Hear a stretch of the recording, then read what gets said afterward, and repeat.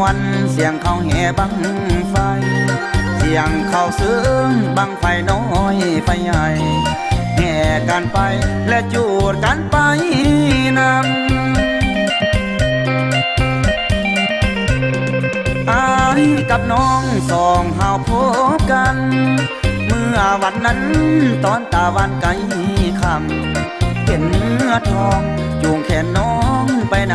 ำตอนใกล้ค่ำไปส่งเพิ่นจูดบังไฟไปใส่ลาไว้คนตาถ่ายแน่อ้ายหักนางละน้อแท้แท้แท้แท้ไว้แท้แท้แท้แท้อยากนำน้องส่งอยู่เฮือน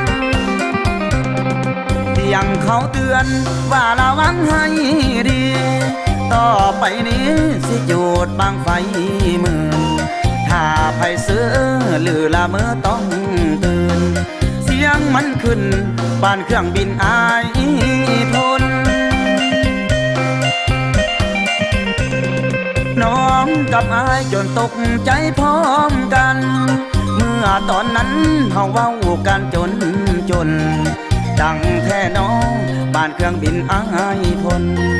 คนหลายคนจนแล่นโหมโคมกัน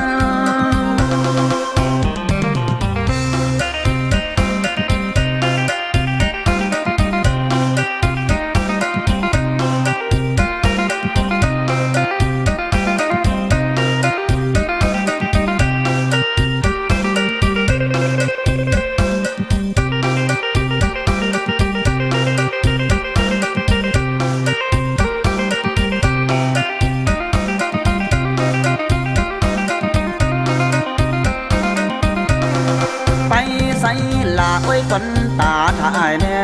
อ้ายหักนางละน้อแท้แท้แท้แท้ไว้แท้แท้แท้แท้อยากนำน้องส่งอยู่เฮือน